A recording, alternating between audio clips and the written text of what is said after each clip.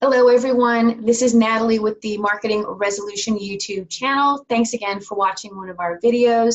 I have with me today one of my favorite humans and fantastically celebrated colleague, Charles Crumpton in Honolulu, Hawaii. How are you, Chuck? I'm good. How are you, Natalie? I'm good. I'm sending you all my aloha. Hey, back at you. Thanks. So, Chuck, you and I have been friends for, I'm going to say 23, 24 years, and have visited several times back and forth. And I know that we share a lot of the same ideologies and ideas about mediation and arbitration. And I know for a fact, I don't even have to, it's not even an interview question. I don't even have to ask you. I know for a fact that for you, one of the key components in your practice is always looking at the human side of the issue, the conflict, or the dispute that people bring to the table. And it's one of the things that I personally appreciate most about the way you practice. And I know that for you, that's a major emphasis in your life and in your practice. But for the viewers, it's going to be new information maybe. And so I was wondering if you could spend a few minutes and explain to us the balance that you strike in your practice between addressing those issues of law, but also addressing the human aspect of the cases that you hear. Thanks, Natalie. One of the incredible good fortune things that's happened to me is right after college, I got to go live and teach English and work with street kids in Vietnam with an international Peace Corps type group for 3 years, and then another 2 years with a Fulbright professorship there. And it really brought home to me the essential, critical importance of enabling the people who are going to live with the consequences to make the choices about what they are. And to get there, the most important foundation is one of mutual respect and understanding. I insist on that in mediations. I think mediation is an opportunity like life to try and connect the best people we can with the best choices that we can, and to help them see those choices as objectively, as realistically, as big picture, long-term as possible, so they can connect those choices with the core values that will enable them to go forward with sustainable solutions. Sounds a little philosophical, but when it comes down to reality, I think the real question for the people in conflict who come to the table with broken communications, relationships, and trust is, how can we get through this as intact as possible and come out the other side of this with choices and consequences that will work as well for us and the people who we care about as possible, and as well for those that we are going to need to reach agreement with as possible, because settlement or not, what comes out of that room are consequences that human beings are going to have to live with, and those who are close to them are going to have to live with. And the more we can understand that ourselves, put ourselves in that place, not just through empathy, but through actually trying to see how those doors and what's on the other side of them look to those people, and why that is, and what core values underlie that, and how to connect those in ways that make better understandings, better choices, and convergence possible. We're just a resource. We have no intrinsic value in and of ourselves, although ultimately, we may be the bridge. Mediator credibility may be the element that makes it possible for them to trust the process, the communications, and the choices that they need to be able to go forward with their lives as well as intact as possible. I think that's, I'm sorry I interrupted you. I think that's the loveliest, sincere way to go about helping people. And I know that you spend a lot of time helping people learn how to best help themselves in difficult situations, and that you are more than happy to spend time with people, walking them through those those lessons if need be, or letting them discover those lessons on their own if that's what the situation calls for. And I think that your ability to be patient and gentle with humans, you can be hard on the issues, but your particular ability to be gentle with humans is an unbelievably admirable quality, and one that I hold in really high regard. And so I love the way that you help people and practice your skills. That is really kind.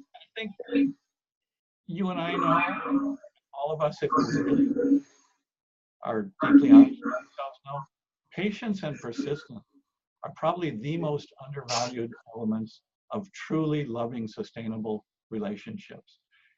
And we need to offer that to people. What they do with that is ultimately their choice. It's not our call.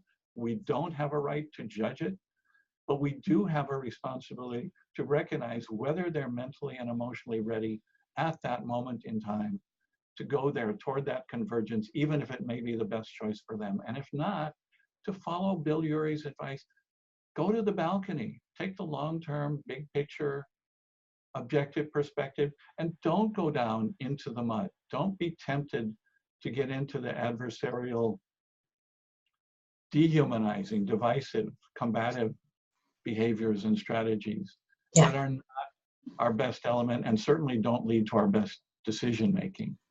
You know, and even if others do that, we need to recognize that maybe our best choice is we're dealing with huge imbalances in our mediations, in our lives, in our society, and that we have a responsibility to look for and to try and form alliances of people who are people of conscience, who will make choices, see choices, and ally together to try and go to that balcony together, to attach to the core values and to offer each other choices and consequences that will improve our lives and our connections with each other. Because after all, ultimately, in this salad bowl, not a melting pot of cucumbers and radishes and daikon and all kinds of great stuff, all of which has its own value and importance and should be what it is and appreciated for that.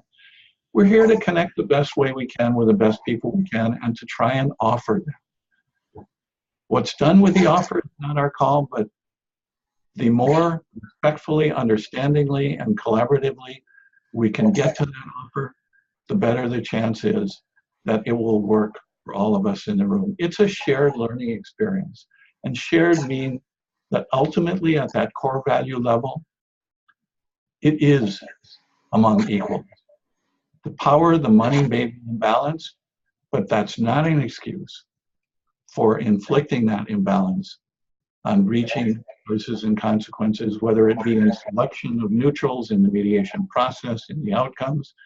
And I know that's done, and I know it's characterized our litigation system and deeply flawed it, and many arbitrations, and even in many mediations, where power and money players influence the selection of neutrals, the process, and the outcomes by abuses of power.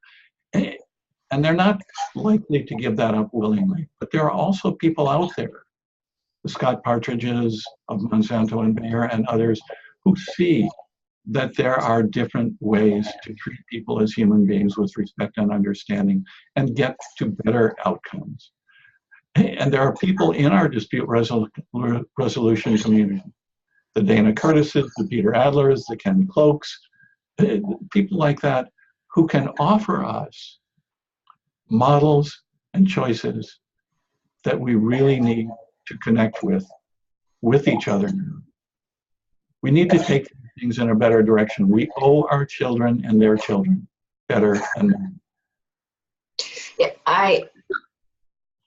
at this point in the interview, all I can say is amen, brother. I think that is the honorable, the appropriate, the lovely, and the human thing to do is to allow people to have an equal playing field when they come into your rooms, and that the power dissonance to the greatest degree that you possibly can gets left outside the hearing room doors, and we take away all of those things that that make a case and turn that case into a relationship, into a story, into a human situation.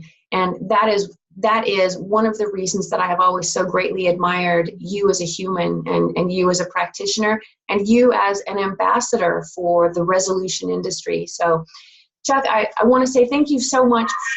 For those who manage to get to San Francisco on a Sunday morning, if you want to experience exactly what Natalie and I are talking about, go to Glide Memorial and let Cecil Williams and his wonderful collection of people share that with you. There's nothing like it. That's exactly right, Chuck, exactly right. Well, I will close our interview by saying to you, aloha, my friend. Thank you for joining me. And thank you for being the best at what you do and what you are, and for bringing it and sharing it in the ways that we so need right now. Well, it's my great pleasure. Listen, everybody, if you like these videos, I will encourage you to subscribe, like, and share, as I always do. And before we go, I want to quickly mention that if you like Chuck's ideas, if you like his humanistic approach and the way he practices on behalf of his clients, who are all of the people in the room, you should log on to his website, which is CrumptonCollaborativesolutions.com. And like I always do, I will put that web address in the description bar so that you can click and contact Chuck directly. He is a powerhouse of resources.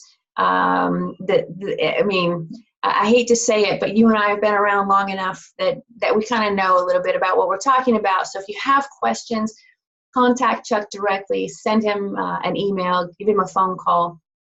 And beyond wishing you all aloha, I will close like I always do. Be good humans, and thanks for joining us. Peace.